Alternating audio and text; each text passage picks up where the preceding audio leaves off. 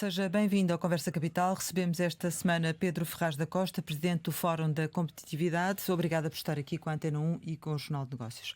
Como sempre acontece, começo por lhe perguntar o que é para si neste momento capital em Portugal. O que é para mim capital em Portugal é que consiga haver o entendimento entre as diferentes forças políticas, nomeadamente o PSD e o PS à cabeça, mas também o Chega, no sentido de definir o que é que vai ser o rumo da governação. Na minha maneira de olhar para um sistema político, ele serve fundamentalmente para escolher quem é que vai governar o país, para governar, para os eleitores saberem o que é que podem esperar e depois cada um desempenhar o seu papel o melhor possível.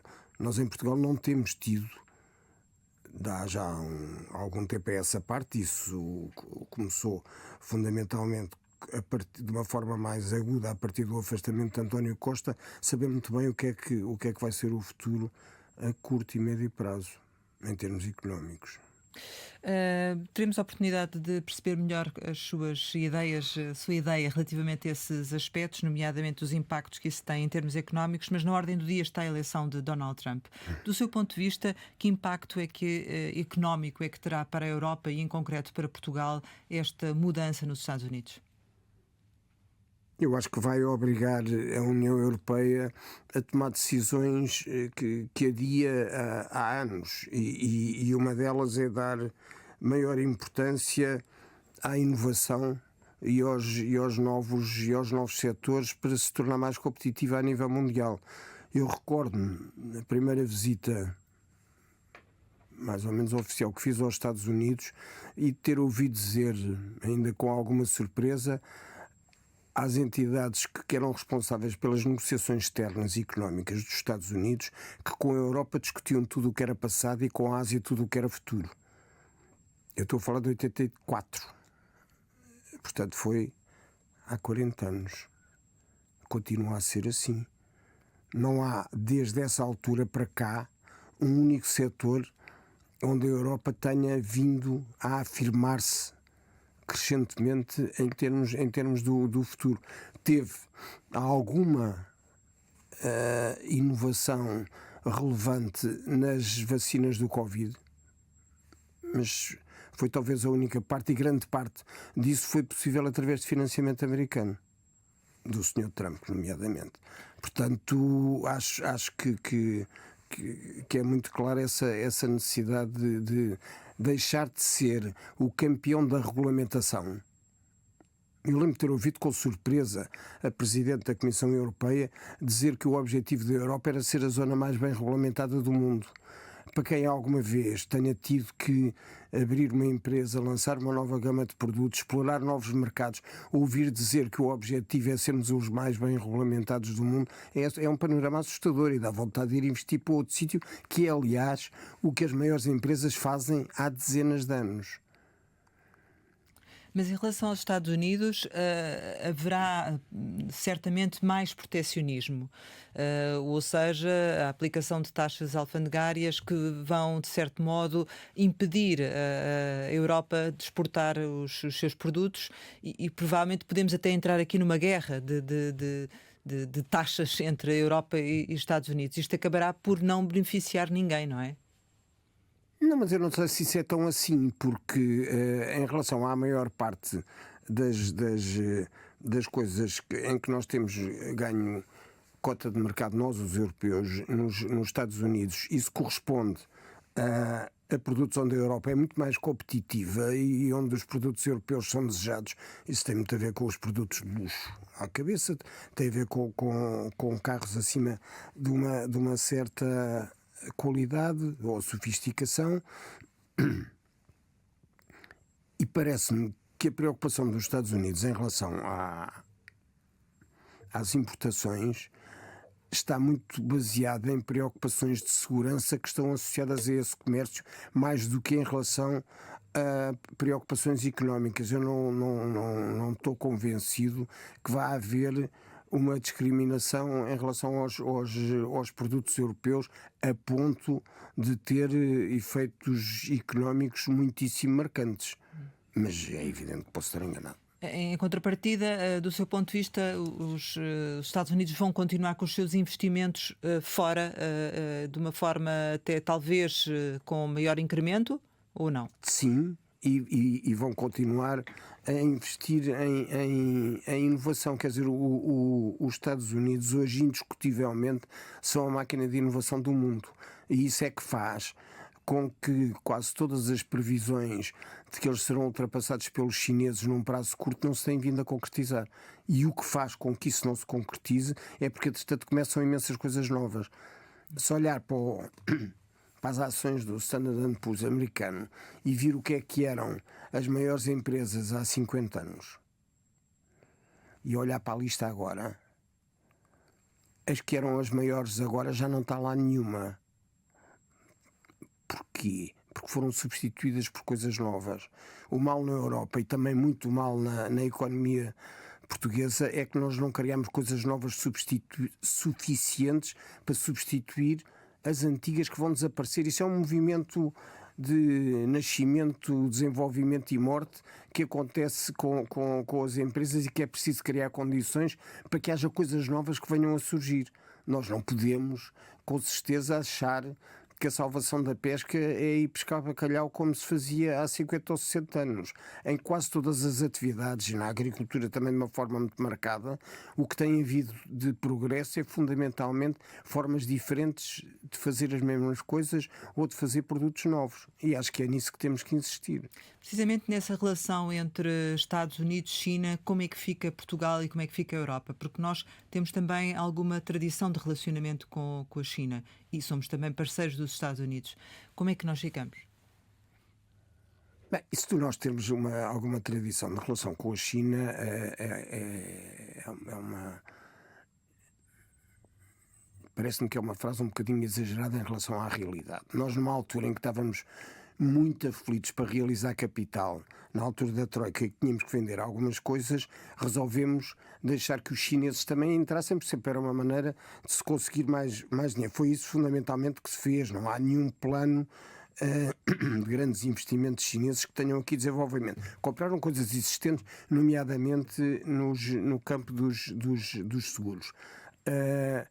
Conseguiram travar o desenvolvimento portuário, porque, como do lado chinês ainda não há uma definição, não se sabe, por exemplo, muito bem o que é que vai acontecer em Sines.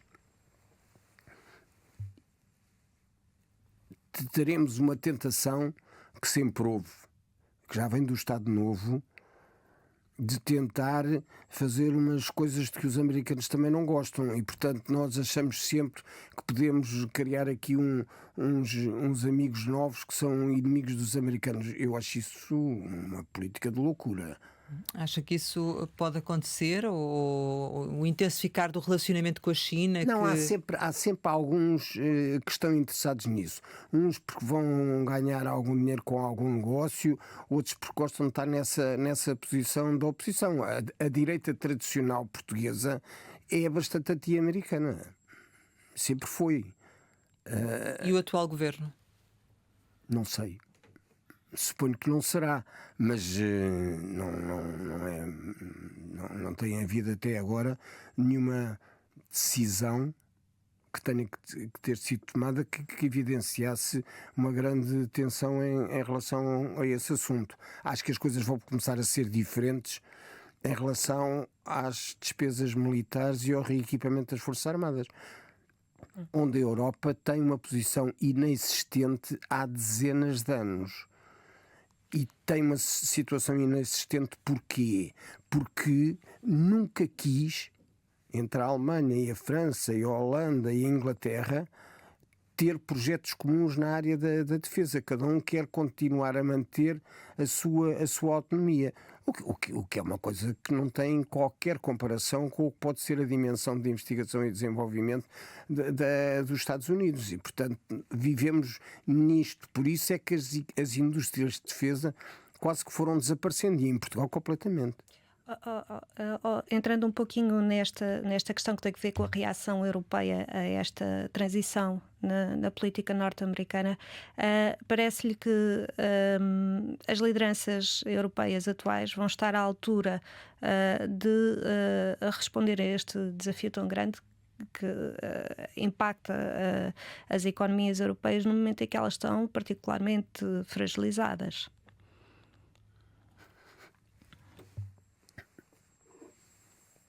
As pessoas tomam decisões porque querem ou porque são obrigadas a tomar. Não sei qual é que será aqui o caso, mas não há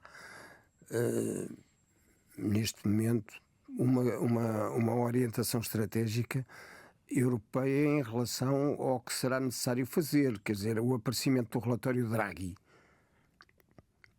é uma chamada de atenção muito importante e que mostra que esse assunto andou relativamente esquecido, senão aquilo não teria nada de surpreendente.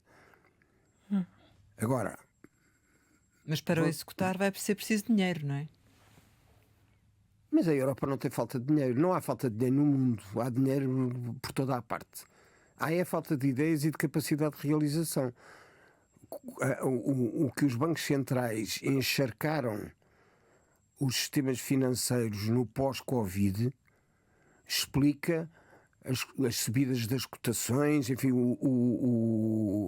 a pujança financeira com que quase todos estão. Não há uma falta de recursos. Há falta de orientação, há falta de vontade e há a necessidade de fazer mudanças que se tem resistido a fazer. Agora, não me parece que o problema seja por falta de recursos.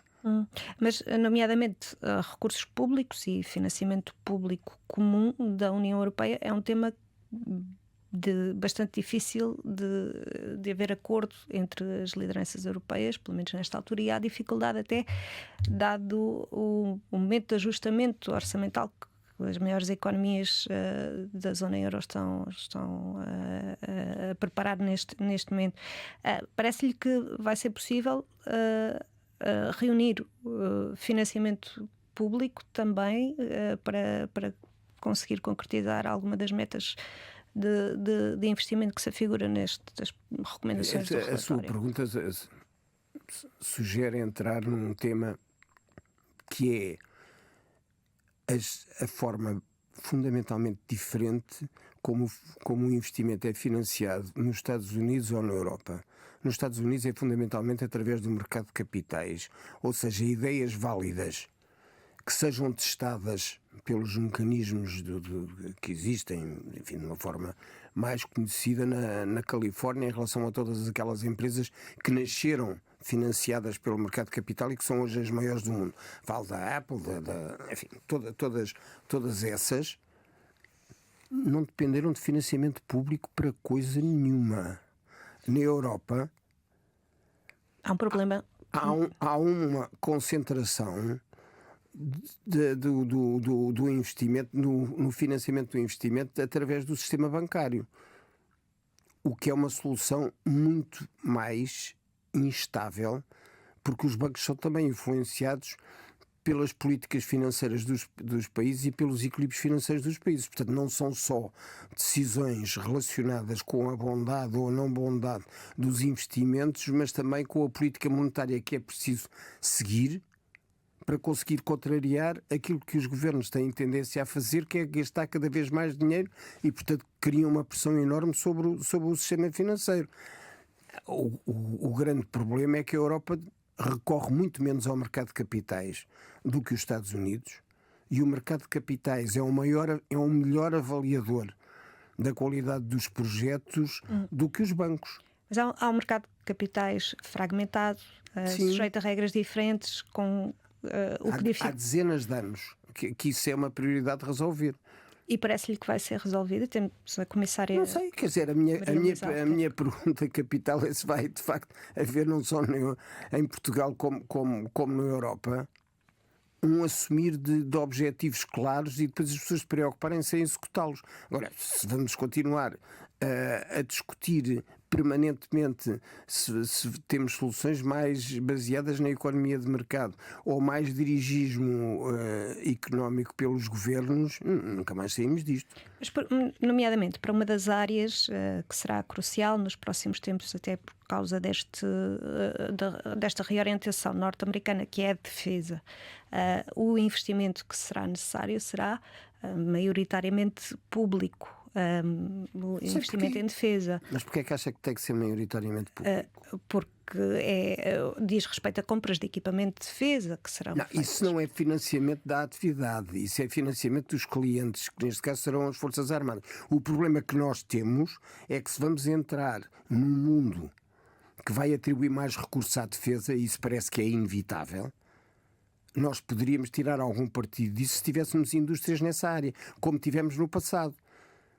Isso não é financiado publicamente como compras do supermercado do Estado, não é uma coisa diferente. Mas há interesse em investir nessa área em Portugal?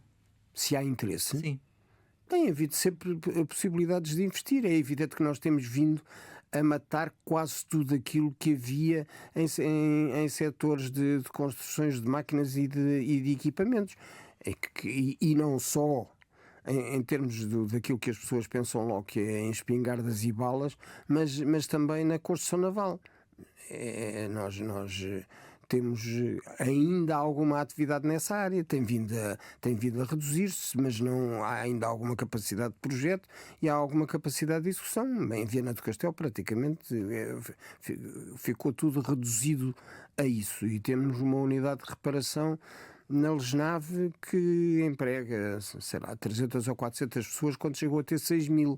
Mas, portanto, isto para lhe dar uma ideia do que é que foi o decréscimo de atividade. Há muita coisa que nós podíamos fazer, principalmente na parte naval e marítima. Portugal tem uma situação estratégica ótima, pela sua localização no Atlântico, e portanto está em muito boas condições para fazer muitas coisas. As instalações da NATO em Portugal era uma coisa com uma dimensão enorme e tudo isso foi praticamente abandonado e fechado, muito atrás da concepção de que não vamos gastar dinheiro nessas coisas. O que agora vai ter que necessariamente alterar-se do seu ponto de vista. Se calhar, mas também se estiver a criar postos de trabalho, e em alguns casos estiver a criar postos de trabalho com algum nível de sofisticação, pode ter aspectos muito positivos. Do seu ponto de vista, esta situação que, no fundo, esta nova ordem geopolítica de Estados Unidos, China, Europa, vai obrigar a Europa, ao contrário daquilo que tem feito até agora, pelas suas palavras, que é regulamentar e impedir as empresas de fazerem o seu trabalho, de ajudar as empresas de outro modo? Eu acho que se não prejudicassem já não era mau. A Europa, em determinado momento, por exemplo no setor da biotecnologia, onde havia várias hipóteses na Europa, estabeleceu tantos entraves que praticamente acabou com a atividade. E uma das formas que tiveram de fazer isso foi dificultar imenso o registro da propriedade intelectual com esses assuntos. E por isso é que eles foram quase todos para os Estados Unidos. Eu lembro-me de ter tido uma reunião com o Visconde d'Avignon, que era o vice-presidente todo-poderoso da Comissão Europeia, que há 40 ou 50 anos, e ele dizia que todo o dinheiro que a União Europeia dava para investigação e desenvolvimento aparecia pouco tempo depois nos Estados Unidos, porque as empresas acabavam por reciclar isso e ir a investir num sítio onde tinham outras condições, porque elas têm que fazer face à concorrência, portanto vão procurar os sítios onde há melhores condições. E eu gostava de reforçar essa ideia. Não, é muito difícil ter uma visão otimista do ambiente económico europeu a médio prazo. E parece-lhe que este embate norte-americano vai acabar por provocar uma crise económica nos países da zona euro com alguma gravidade? Eu face ao nível de bem-estar na Europa e aos recursos financeiros existentes, tenho alguma dificuldade em antever situações muito difíceis. É evidente que se nós nos pusermos muito numa posição muito choramingona, somos capazes de pensar que temos uma dificuldade de tomar ao resto do mundo ter os meios que a Europa tem para fazer face aos desafios. Universidade, sistema científico, enfim, em muitíssimos aspectos que são importantes para o futuro, os recursos existem. Então o que é que Nós está a deitamos faltar? pela janela fora, quer dizer, as pessoas formam-se ao nível de licenciaturas e de mestrado e vão-se embora. Portanto, há coisas que nós não estamos a fazer, não é porque não tenhamos pessoas com capacidade para isso, é porque atiramos com elas pela janela fora ou para o estrangeiro. É isso que está a acontecer com mais de metade dos jovens. Mas como referi há pouco, não temos o mercado de capitais. Enfim, nós não temos nada, temos que começar por alguma coisa, porque nós devíamos ter muito mais condições para as empresas. Nós temos mais de metade do sistema político português gostava de viver em socialismo. Não é possível ter progresso ao mesmo tempo. Mas quando fala das condições para as empresas, está-se a referir a Portugal e à Europa em termos gerais, é isso? Exatamente. E essas condições passam em concreto, pelo quê? Essas condições passam por liberdade de contratar e despedir em relação ao fator trabalho. Falam com liberdade de contratação e previsão do enquadramento das coisas, que se for preciso uma autorização da Agência do Ambiente ou de qualquer outra coisa, nós podemos ter um tempo de espera de uma resposta que varia entre semanas ou anos.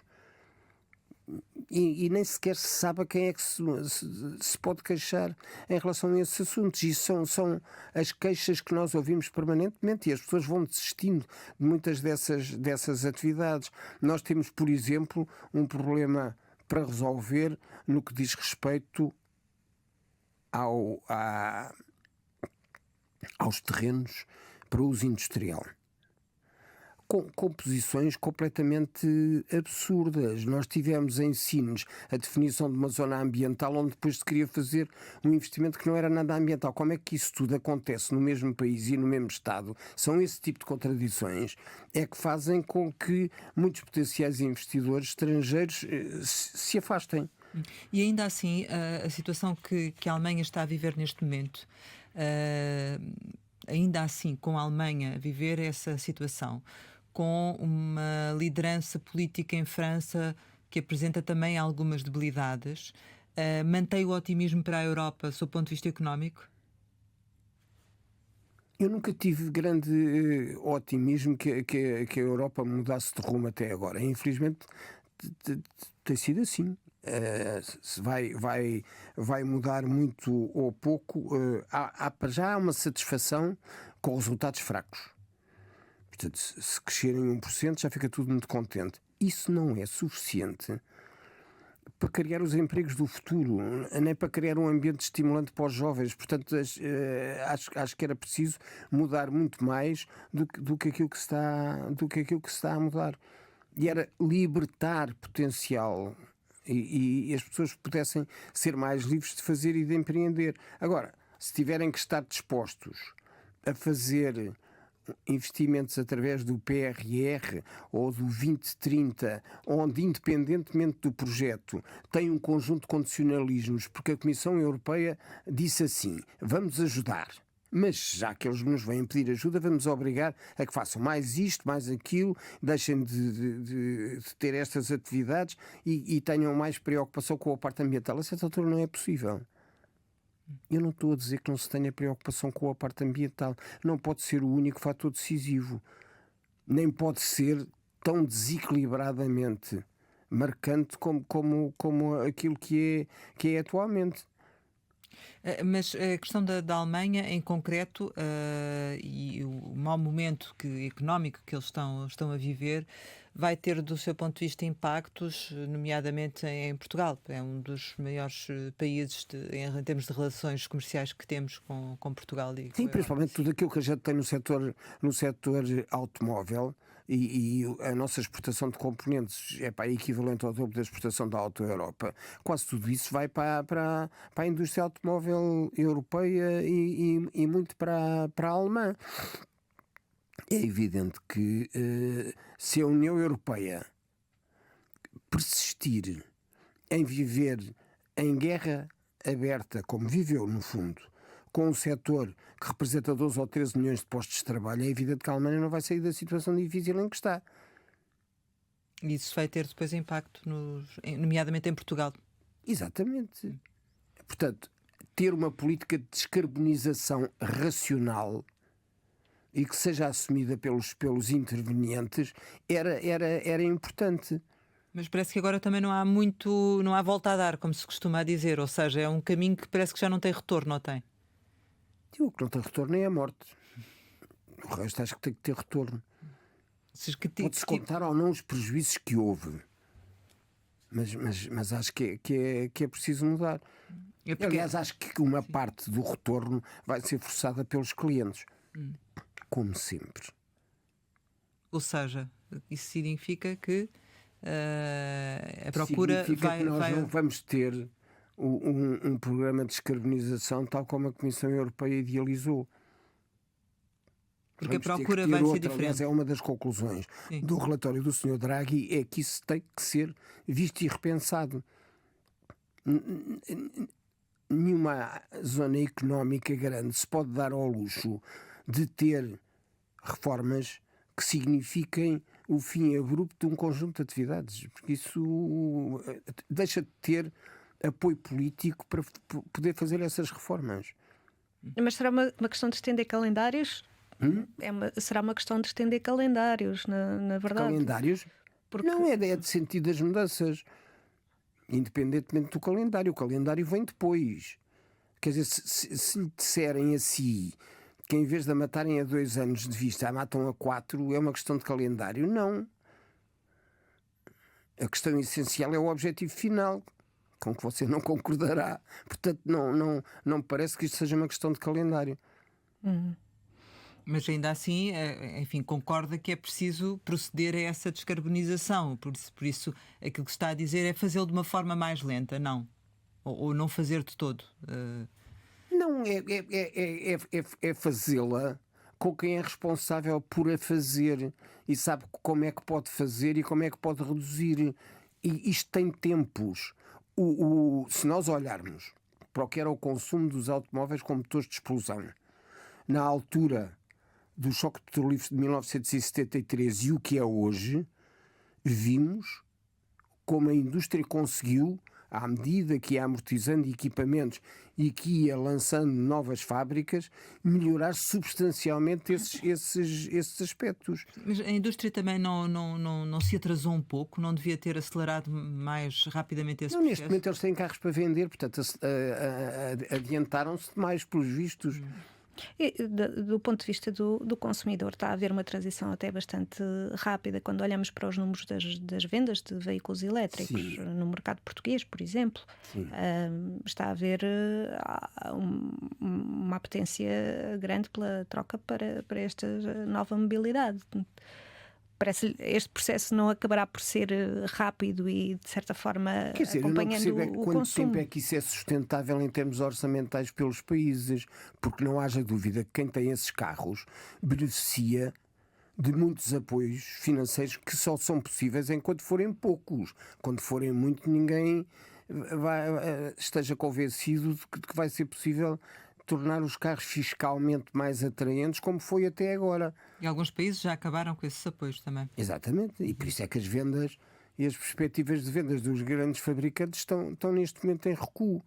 O Carlos Tavares, português, à frente da Peugeot, da PSA, enfim, todas as empresas que entraram naquele grupo, disse claramente para quem o quis ouvir que lhe parecia que isto que era uma má opção e um mau percurso de descarbonização.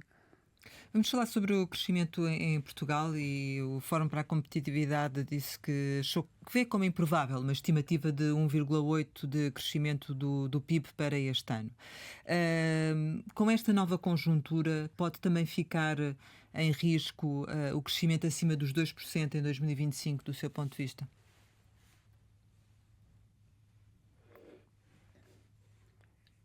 Quando há mudanças muito grandes, nós temos dificuldade em nos adaptar, porque temos um sistema muito rígido.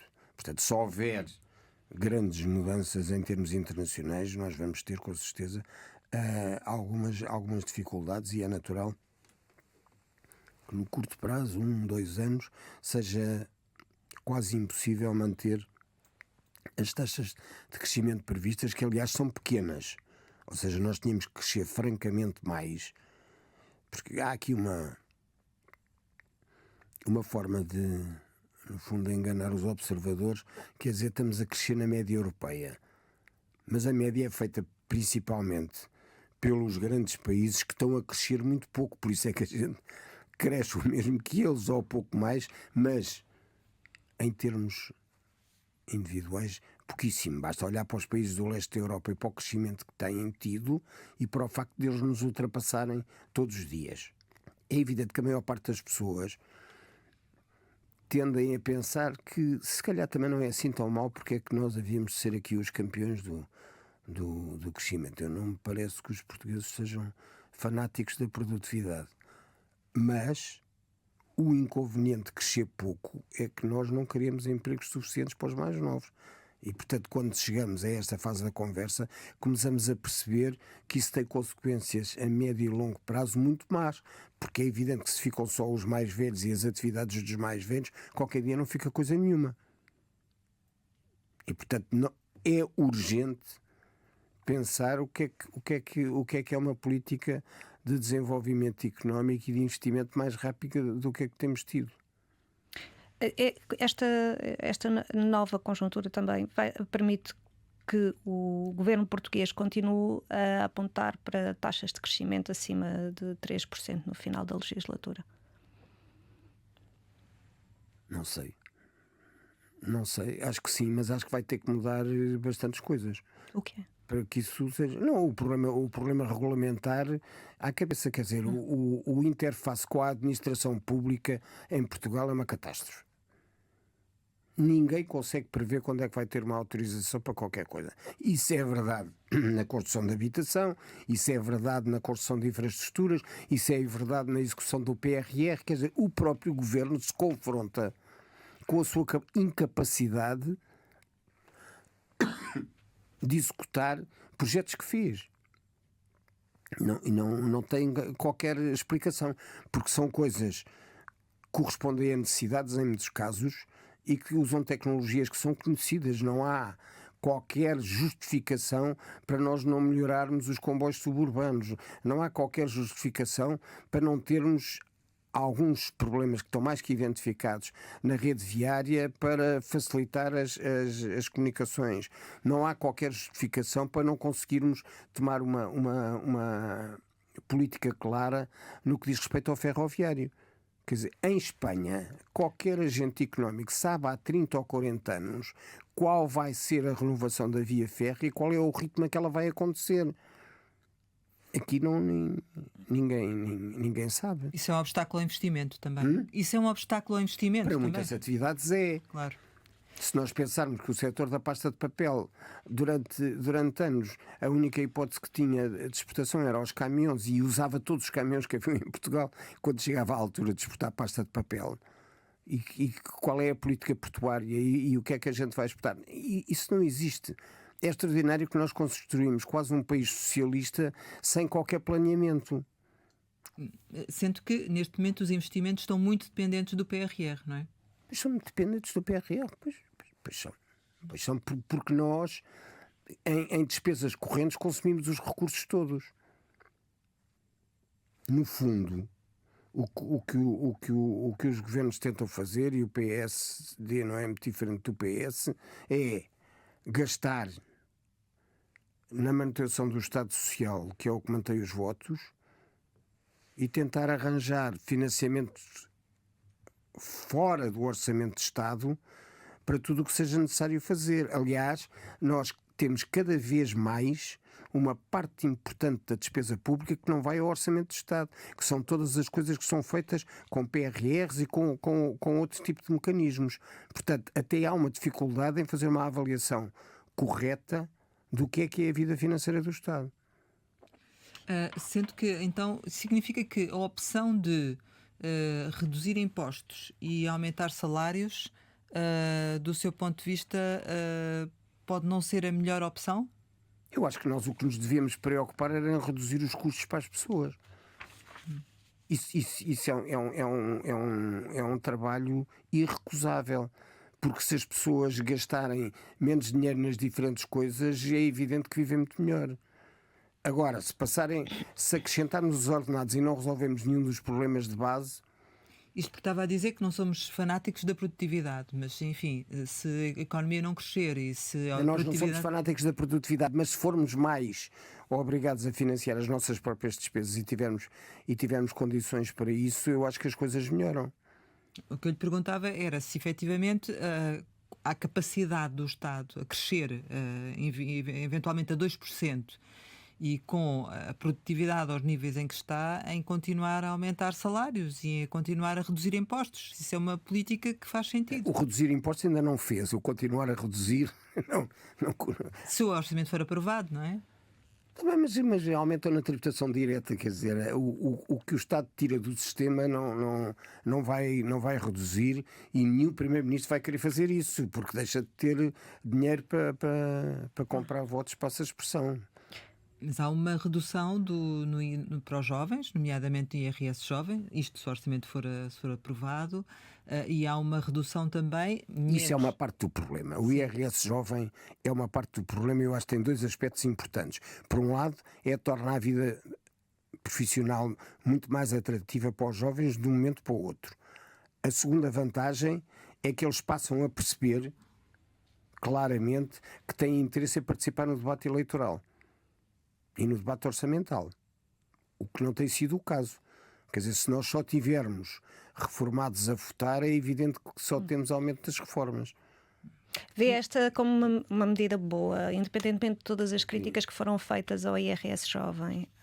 Eu vejo como uma medida boa, porque é uma pedrada no chegar em relação a um assunto inacreditável. Se nós formos buscar um jovem licenciado em início de carreira e lhe dissermos você vai descontar 11% de segurança social, nós descontamos 20 e tal por cento de segurança social sobre isso, e além disso você vai pagar 20% de IRS, eles ficam boquiabertos, porque muitos deles já trabalharam, já fizeram pequenos pescados e todo o dinheiro que ganhava ia para o bolso, e agora dizem assim, mas porquê é que me tiram um terço? Mas parece-lhe que a continuidade destas medidas no IRS jovem não acabará por ter também um impacto do ponto de vista da exigência que tem para as empresas na oferta salarial que é feita no início de carreira? Ou seja, ser menos exigentes, as empresas terem de fazer um esforço menor nos salários brutos que oferecem aos trabalhadores mais jovens. Mas não faz um esforço menor, eles terão o mesmo ordenado, eles levam mais dinheiro para casa.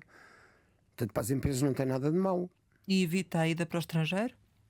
Em alguns casos sim, noutros não. Eu acho que depois o segundo fator de decisão é qual é o futuro profissional. Isso depende muito do setor onde eles estão. Há setores onde eles podem achar que têm perspectivas cá, e há setores onde se calhar não têm. Nós, aliás, temos estado há anos a esta parte a criar capacidade universitária para atividades que não vamos ter nunca cá. Quer dizer, se tivermos engenheiros aeroespaciais, não vêm com certeza trabalhar para aqui em grande quantidade. Portanto, há muita gente. Aliás, há aqui um assunto que acho que devíamos referir em primeiro lugar. Esta conversa é uma conversa um bocado estragada, porque quando nós entramos na União Europeia e há livre circulação de pessoas, capitais e bens e mercadorias, isso pressupõe que as pessoas se vão dividir pelo espaço europeu na sua atividade profissional conforme as suas aptidões e oportunidades. Não é necessariamente dentro de espaços contidos dentro das antigas fronteiras nacionais. Portanto, isso de haver mais gente a ir lá para fora e haver mais gente lá de fora a vir para cá é natural e, na minha opinião, positivo. Agora, o que é mau é se as pessoas só saírem e não entrarem. Por causa dessa sangria fiscal. E acho que a segunda vantagem do IRS jovem é que isso vai fazer muita gente olhar para o problema dos impostos de uma maneira muito mais realista do que havia. Normalmente as pessoas 95% das pessoas que trabalham não têm uma noção do que é que são os descontos e os impostos e a progressão. quando começarem agora a cooperar, vão ver.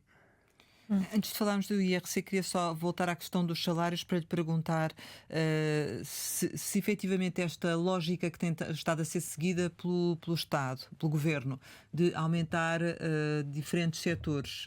Houve a questão das Forças Armadas, da defesa, dos médicos, da função pública. Portanto, esta lógica de aumentos que tem vindo a caracterizar também um pouco estes últimos meses, se isto faz sentido, do seu ponto de vista.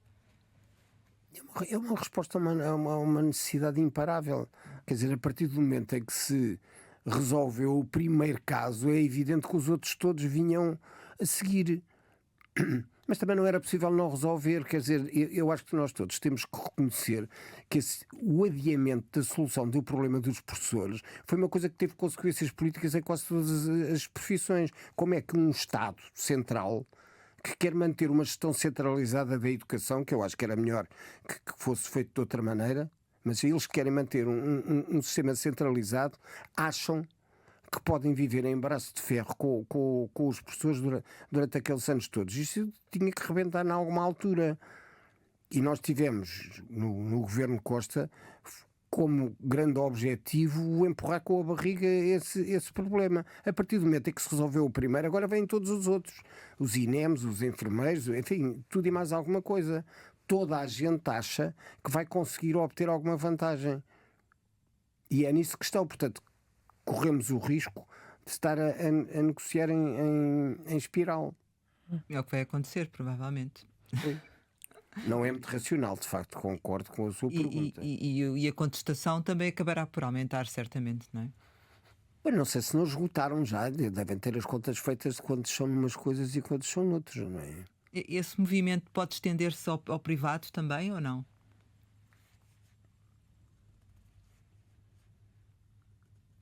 Eu acho que o privado gera muito melhor esses problemas do que o público. Ao contrário, se calhar, do que as pessoas pensam ou dirão. E as empresas adaptam-se, principalmente aquelas que estão a crescer ou a entrar em novas atividades, sabem perfeitamente a que nível é que têm que remunerar para encontrar candidatos. Porque a Concertação Social estabeleceu uma média para um aumento do salário médio de 4,7%. Eu sou contra isso. Eu sou contra o salário mínimo, sou contra essas fixações centralizadas. Agora, esse referencial acaba por ser alguma ajuda e alguma orientação, mas é muito variável de profissão para profissão. De setor para setor, não é? De setor para setor e quer dizer, nós desvalorizamos as profissões mais técnicas, mais industriais, os soldadores, os mecânicos, toda essa gente ganha de menos para a procura que existe hoje em dia. E nós não estamos a fazer mais no setor mecânico e no setor eletromecânico e em muitas coisas novas nessas áreas ligadas ao automóvel e outras coisas, porque não há gente suficiente e para isso temos que ter remunerações mais atraentes. E nós tendemos a valorizar muito a licenciatura clássica e a desvalorizar muito o ensino profissional. Retomando também um bocadinho a questão da proposta do Orçamento do Estado e da questão fiscal, olhando para a promessa, a proposta de redução do IRC feita pelo Governo, temos o orçamento a passar na generalidade, mas já há toda a discussão pela frente ainda na especialidade. Parece-lhe que, havendo propostas para uma descida maior de IRC do que aquela que o Governo apresentou, que nomeadamente o grupo parlamentar do PSD poderá apoiar uma descida superior àquela que está inscrita na proposta inicial do Governo. O Ministro das Finanças tem dito que agora o processo está com os partidos políticos. Ninguém sabe muito bem o que é que vai acontecer.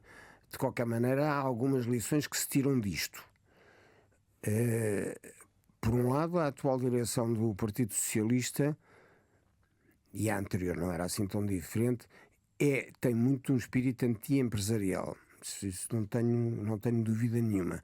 Tolera as empresas, tem que existir, mas quer dizer, ambicionariam viver num sistema socialista.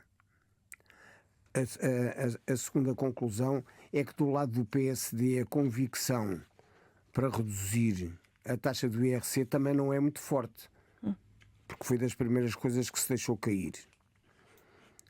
Em terceiro lugar, e para nós mais importante, há um conjunto de propostas que fizemos no sentido de facilitar a concentração de empresas e o aumento da escala das empresas. Não é possível esperar que milhares de microempresas tenham facilidade em entrar em novas atividades e em novos mercados. As empresas têm que ter uma dimensão mínima para se poderem integrar nos seus processos produtivos novas tecnologias, têm que ter uma dimensão mínima para se abalançar para novos mercados, para lançarem novos produtos. Portanto, quase tudo aquilo que é necessário fazer exige empresas maiores. Faz-se politicamente um grande ataque às empresas, não são suficientemente inovadoras. Por exemplo, as nossas empresas de maior dimensão têm níveis de produtividade muito próximos à média europeia, que não é brilhante, mas, portanto, não estamos assim tão mal nesse setor. Onde nós estamos muito mal é nas microempresas, onde de facto temos produtividades baixíssimas. É nessas condições que deve estar a prioridade e não tanto nas descidas fiscais do IRC? Eu acho que aí devia estar numa maior clarificação do entendimento. A autoridade tributária tinha que ter uma atuação mais previsível, mais clara e mais rápida em relação a esses assuntos. Em termos gerais, as empresas já sentiram os efeitos desta mudança de governo ou não?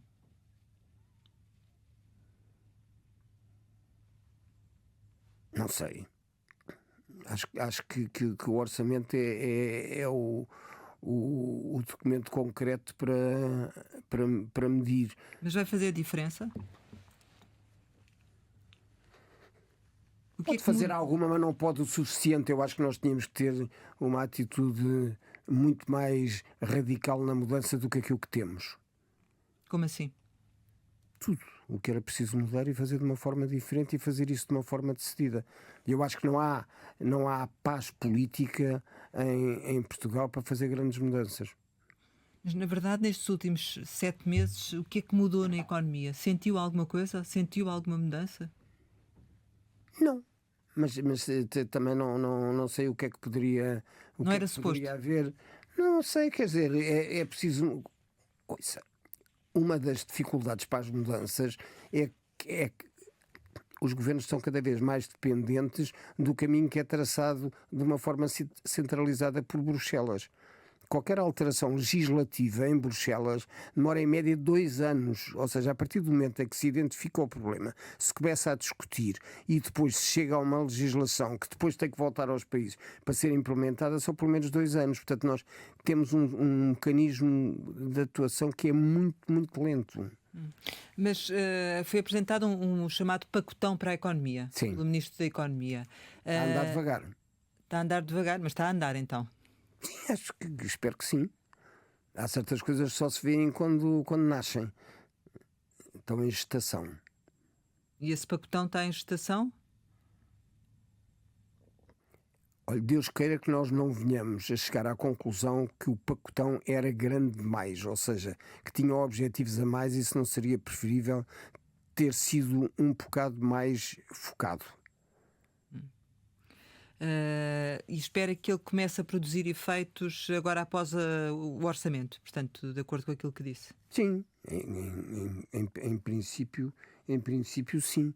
E acho que nós precisávamos também de 2 ou 3 casos de sucesso em termos de investimento direto estrangeiro.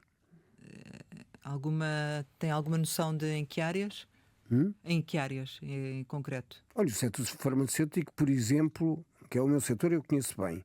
está a crescer em exportações brutalmente e é possível. Para os Estados Unidos também. Exatamente. E é possível crescer muito mais.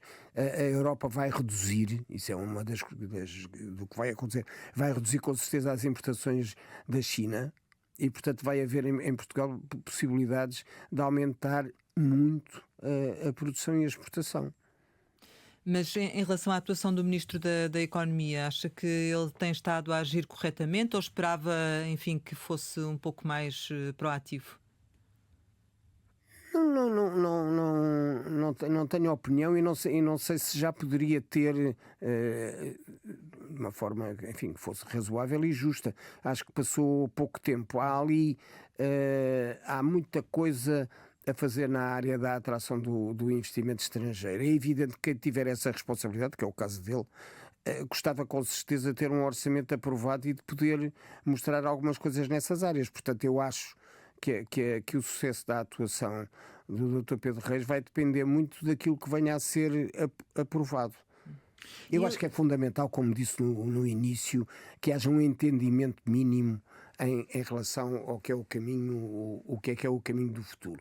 E nós tivemos períodos de governo, quer do Partido Socialista, quer do Partido Social Democrata, onde havia entendimentos mínimos com a oposição e era previsível o que é que ia acontecer. Eu acho que neste momento não estamos assim. E é possível que isso venha a acontecer com enfim, os líderes dos diferentes partidos? Depende também da pressão da opinião pública em relação a isso. Ainda relativamente a esta questão da economia e da ajuda às empresas, tivemos agora uma mudança recente no Banco de Fomento, na sua administração. Acho que acabará por ser favorável àquilo que têm sido as críticas das empresas à atuação do Banco de Fomento? Eu acho que o Banco de Fomento nasceu como um bebé não desejado. E agora?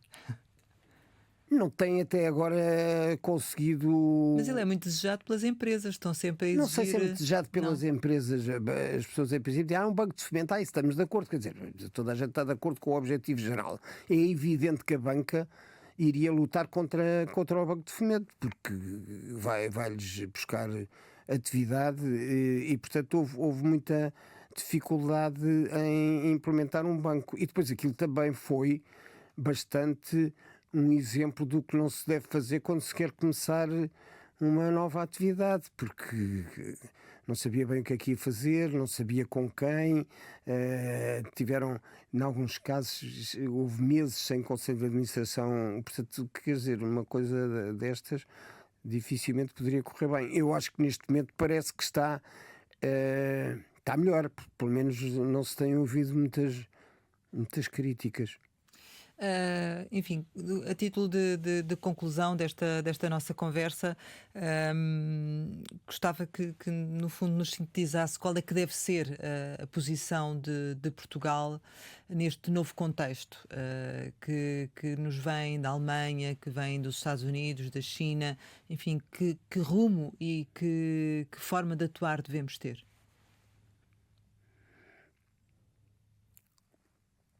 Eu acho que nós não devíamos ambicionar ter um papel mais do que modesto nessa reorientação.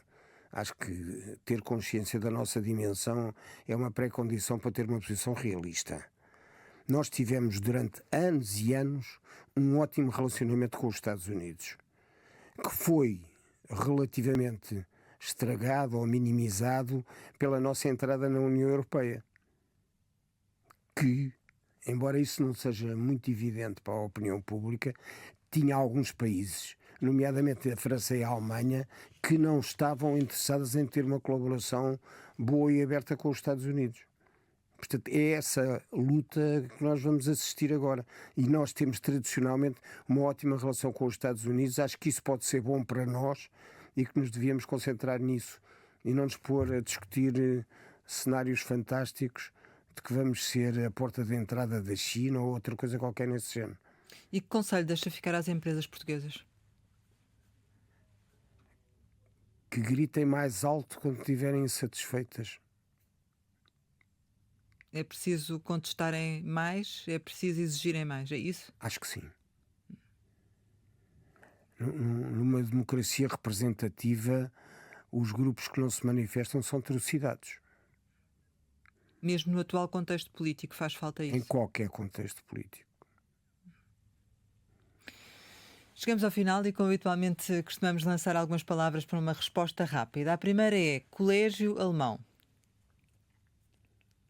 Foi onde eu andei com uma grande satisfação durante bastantes anos. CIP. Foi uma grande parte da minha vida. Eu fui presidente durante 20 anos e tinha entrado em 75 ou 76. Nunca me afastei completamente desses objetivos de defesa de uma economia de mercado e de uma economia livre. Lançámos, nos primeiros tempos de 75, o Jornal Novo, que teve um papel decisivo para que houvesse eleições livres em Portugal, que os militares e o Partido Comunista estavam a tentar adiar, e o país teria sido diferente se não se tivesse conseguido fazer isso. Portanto, nesse aspecto tenho ótimas recordações. Inteligência artificial. Acho que é um mecanismo, um instrumento, tem que ser usado. E acho que neste momento já há muita reflexão a esse respeito. Já há alguns setores que usam abundantemente. Acho que os profissionais têm, em termos individuais, todo o interesse em verem que é que isso pode ou não influenciar a sua atividade. Marcelo Rebelo de Sousa.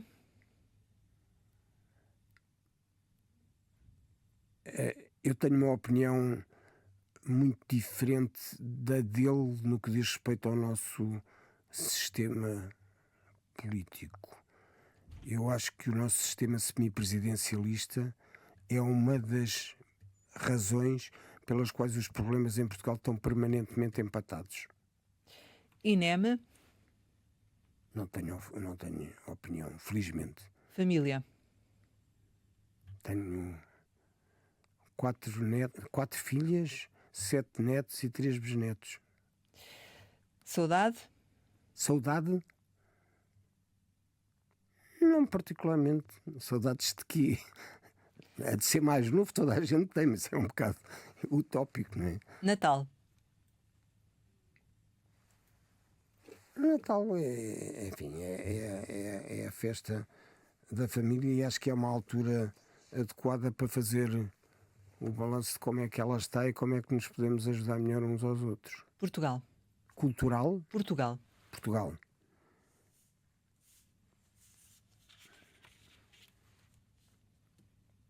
Eu surpreendo-me a mim próprio, tendo imenso orgulho em alguns aspectos da nossa história. E uma grande decepção em relação à posição em que nós estamos atualmente em relação a um conjunto de assuntos importantes, onde tenho dificuldade em perceber o que é que andamos a fazer. Portanto, eu tenho uma avaliação muito negativa sobre a forma como nós nos governamos a nós próprios. Pedro Ferraz da Costa, muito obrigada por ter estado aqui neste Conversa Capital. Pode rever o Conversa Capital com o presidente do Fórum da Competitividade no site da RTP. Nós regressamos para a semana, sempre neste dia, esta hora, e claro, contamos consigo.